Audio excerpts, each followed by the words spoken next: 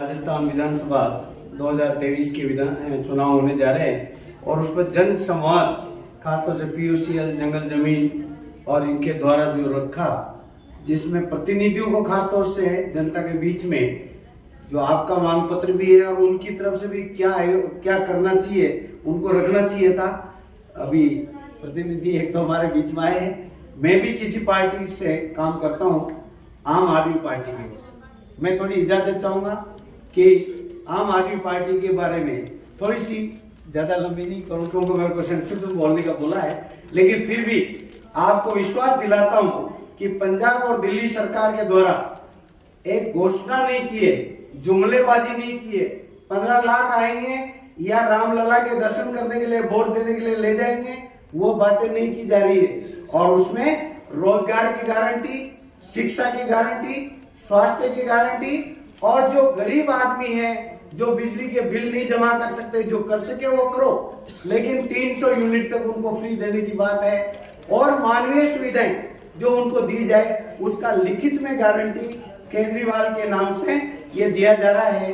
Guarantee card घोषणा पत्र नहीं है, मैनिफेस्टो नहीं है, बोल के चले जाएंगे, वो नहीं है। एक गारंटी कार्ड है जहां पर पंजाब और दिल्ली में करके बताया गया है, वो आपके बीच में रखा है।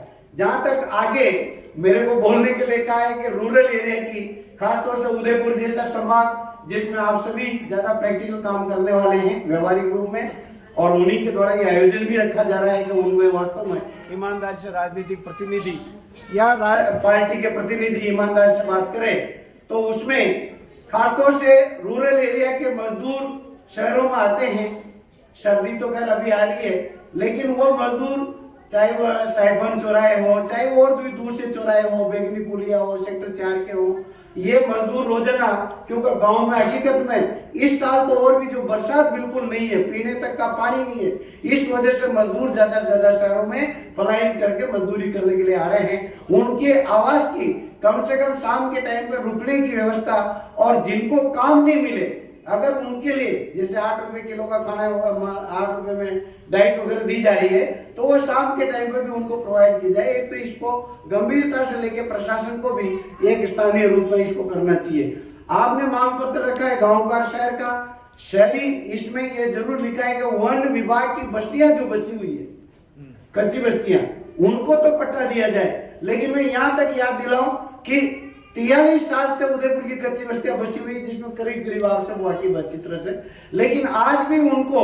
उनके पट्टे नहीं दिए जा रहे। दूसरी बस्तियों का भी, मैं यहाँ जंगलात वाली जो आई हुई है जैसे मासदा मंगरा है या और है, उनकी बात नहीं कर रहा हूं मैं, दूसरी जगह के भी सभी को सर्वे करके विधिवत टाइप से जो बाद में भी बसे हैं उनको नहीं दिए गए हैं। दूसरी बात, आप जंगल जमीन के सारे मुद्दे, ननवाना साहब हमारे गुरुजी बैठे हुए जो गरीबों का जहां भी जाते हैं तो वहां नाम लेते हैं, लेकिन मैं फिर बता दूं कि FRA केसेस वगैरह के बारे में तो बिल्कुल ही बंद कर दिया गया है।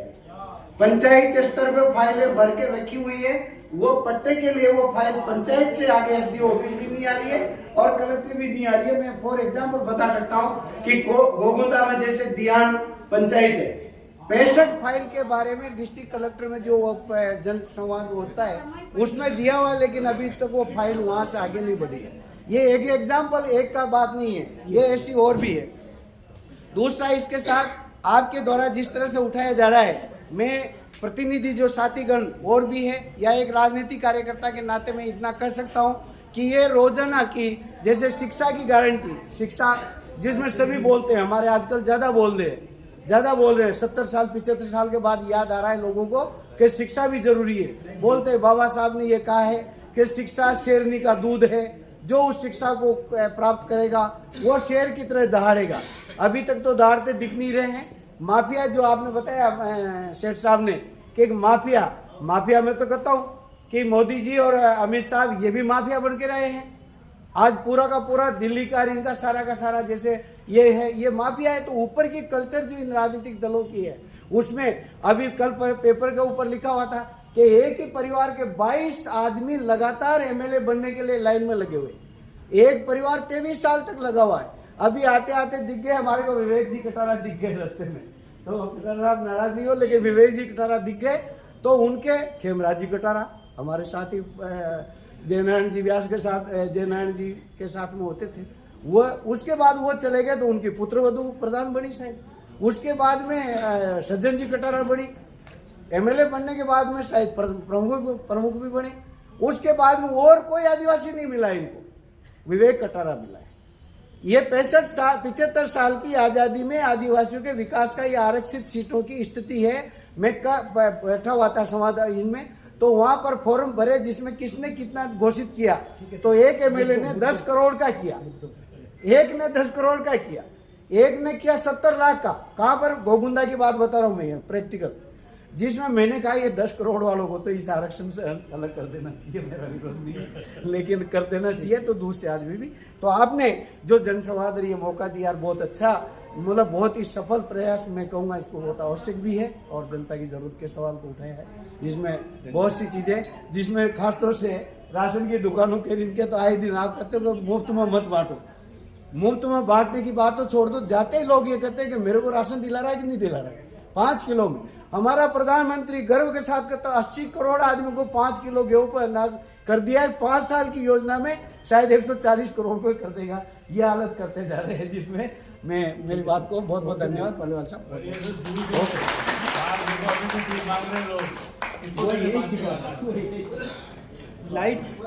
लाइट चली गई है, कोई बात नहीं, हमारी आवाज़ थोड़ी बुलंद आवाज़ में